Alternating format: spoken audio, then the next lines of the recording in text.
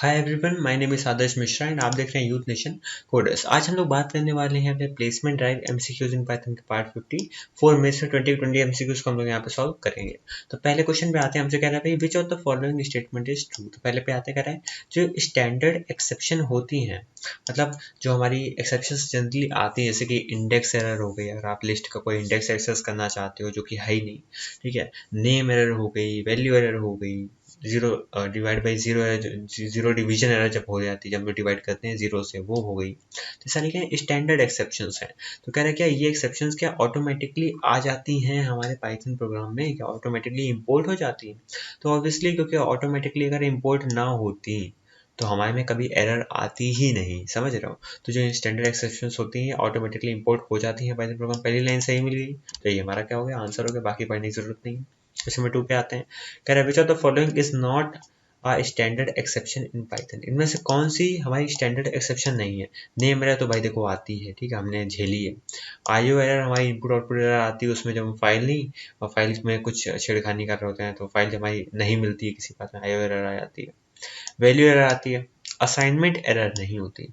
Assignment error हमारी standard exception का part नहीं होती। तो हमारा ये क्या हो जाएगा, आंसर आ जाएगा। क्वेश्चन नंबर 3 क्या कह रहा है, एक्सेप्शन इज। तो एक लाइन मैंने आपको शुरुआत से बोली हुई थी Python programming for Python tutorials for beginner वाली प्लेलिस्ट में, आई एम सॉरी, वहाँ पे मैंने शुरुआत से जो आपको एक ही चीज़ बताई थी कि भाई जितनी भी चीज़ें होंगी हमारे पाइथन में सारी की सारी ऑब्जेक्ट होंगी, ठीक है। कोई भी वेरिएबल बनाओगे वो ऑब्जेक्ट है, ठीक है। कोई क्लास का कोई ऑब्जेक्ट बनाओगे तो वो तो ऑब्जेक्ट है ही है, ठीक है। कुछ भी करोगे, फंक्शंस बनाओगे वो भी हमारे ऑब्जेक्ट होंगे, लैम्डा फंक्शन बनाओगे वो भी हमारा ऑब्जेक्ट होगा।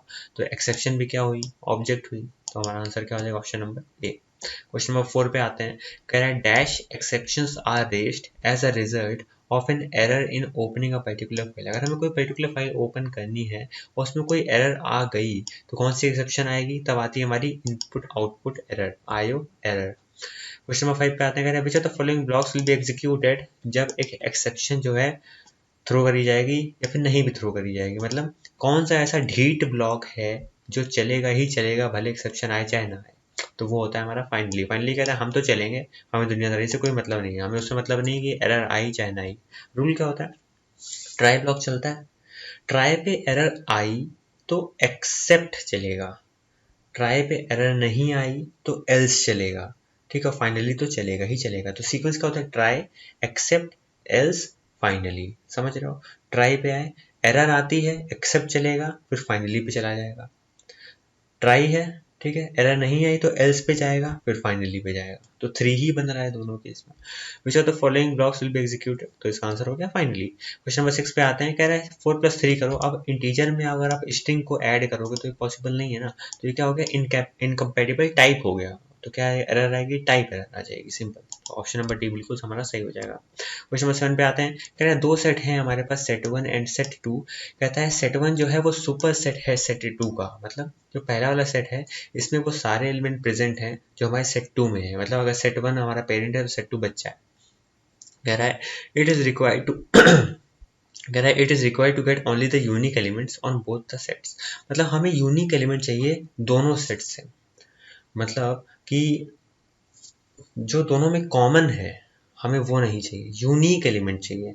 और ये कैसे पॉसिबल हो सकता है, तो यूनिक के लिए मैंने सेट वाली वीडियो में आपको बताया हुआ था, जो के बटन पे आ भी रहा होगा। वहाँ पे मैंने बताया था आपको सेट डिफरेंस का यूज कर सकते हो, तो सेट डिफरेंस फंक्शन का यूज कर लो, या तो माइनस साइन लगा दो। तो माइनस साइन से क्या होगा, हमारा डिफरेंस आ जाएगा दोनों सेट के बीच में। तो यूनिक एलिमेंट आ जाएंगे, जो कुछ नए यूनिक एलिमेंट पड़े हुए हैं हमारे सेट 1 में, क्योंकि सेट 1 क्या है, इसमें ज्यादा एलिमेंट है और सेट 2 में कम एलिमेंट है, ठीक है। तो यहाँ पे डिफरेंस से हमारा काम हो जाना है। क्वेश्चन नंबर 8 पे आते हैं। कह रहा है डेटा इक्वल टू 50, डेटा में 50 पड़ा है, ट्राई करो। चलो ट्राई करते हैं। क्या कह रहा है, डेटा अपॉन 0, 50/0 हमें देगा एरर, जीरो डिवीजन एरर। क्या वो ढूंढेगा क्या कहीं एक्सेप्ट में जीरो डिवीजन एरर है, मिल गई तो प्रिंट कर देगा कैन नॉट डिवाइड बाई 0। तो हमारा क्या आ जाएगा, पहला answer can not divide by, थोड़ा आगे बढ़ा देता हूँ मैं, ये आ गया। फिर अब देखो ट्राई आया, ट्राई चला, इसमें एरर आई तो एक्सेप्ट चलेगा, ठीक है। तो एल्स नहीं चलता है। एल्स कब चलता है, जब एरर नहीं आती। तो ये तीनों लाइन का तो काम हो गया। फिर इस लाइन पे आए, ट्राई करो, कर लेते हैं भाई।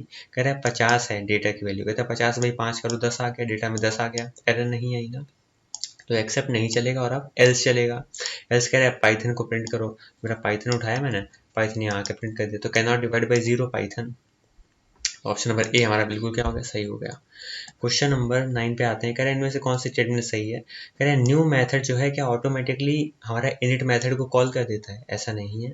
न्यू मेथड हमारा कॉल तब होता है जब हम ऑब्जेक्ट बना रहे होते हैं, और जब हम इनिट मेथड हमारा तब कॉल होता है जब obj is equal to class name और उसके बाद 2 ब्रैकेट लगा देते हैं। जब पेरेंथेसिस लगा देते हैं तब वहां जाके इनिट कॉल होता है, ठीक है। तो ये लाइन तो हमारी क्या हो गई, गलत हो गई। क्वेश्चन नंबर 2 पे आते हैं, ऑप्शन नंबर 2 पे सॉरी।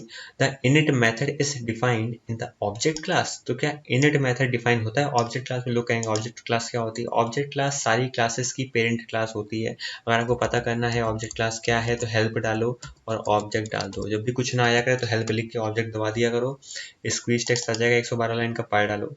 कह रहा है एक क्लास ऑब्जेक्ट है हमारी, इसमें कुछ बिल्ट इन मॉड्यूल्स हैं। कौन कौन से हैं देख लेते हैं। Delete, attr, dir, eq, format, G मतलब ग्रेटर देन इक्वल टू, ठीक है। gt मतलब ग्रेटर देन, eq मतलब इक्वल टू, तो यही सब है, ठीक है। तो मुझसे कह रहा है इनिट मेथड क्या है ऑब्जेक्ट क्लास के अंदर होता है, तो नहीं होता है, तो इसको हटाया। कह रहा है क्या eq मेथड होता है ऑब्जेक्ट क्लास में, बिल्कुल होता है, अभी हमने देखा भी था।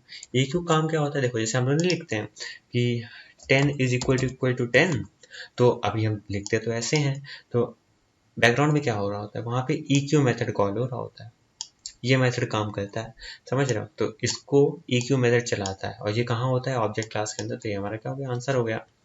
वही इसने बताया हुआ है कि EQ मेथड हम लोग कॉल करते हैं अगर कोई कंपैरिजन हम लोग कर रहे हो, ठीक है। क्वेश्चन नंबर 10 पे आते हैं।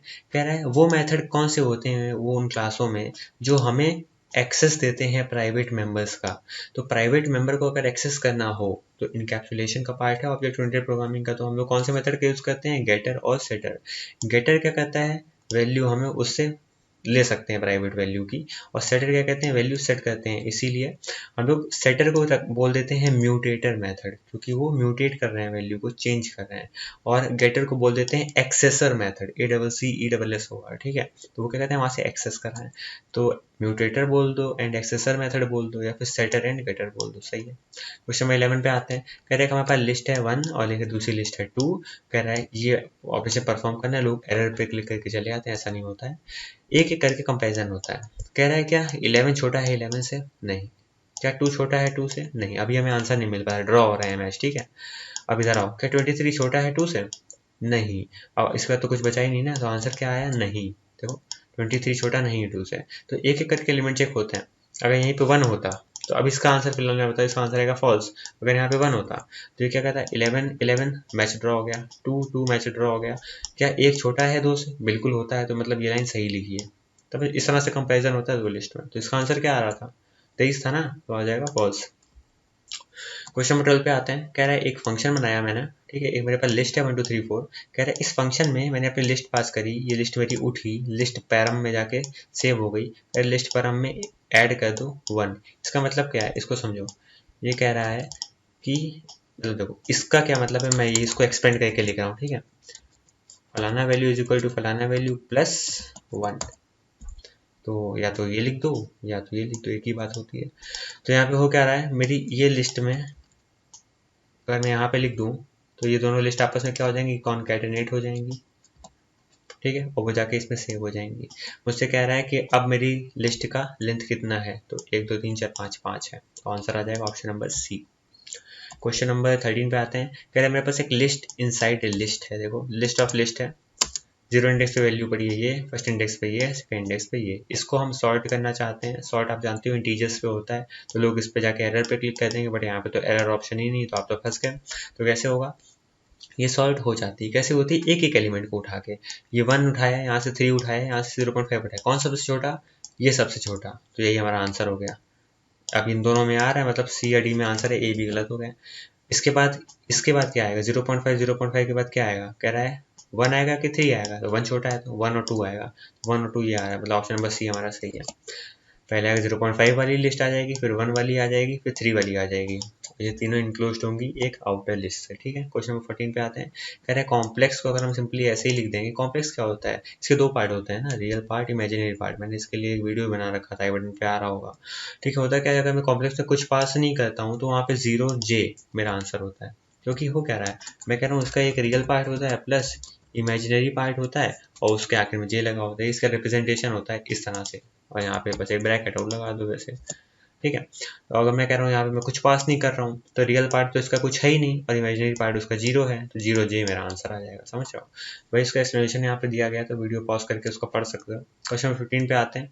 कलेक्शन मॉड्यूल को हम इंपोर्ट कर रहे हैं, कलेक्शन डॉट काउंटर का यूज कर रहे हैं। काउंटर क्या करता है, एक हमारी डिक्शनरी क्रिएट करता है। इसका मैं आंसर आपको यहाँ दिखा दूँ। डिक्शनरी क्रिएट हुई, ठीक है। कह रहा है 2 कितनी बार आया, 2 बार आया, तो मैंने कहा 2 बार आया, कॉमा 3 जो है 1 बार आया, कॉमा 4 जो है वो 3 बार आया। ये हमारा काउंटर, ये हमारा बी में जाके हमारी ये डिक्शनरी इस तरह की स्टोर हो गई।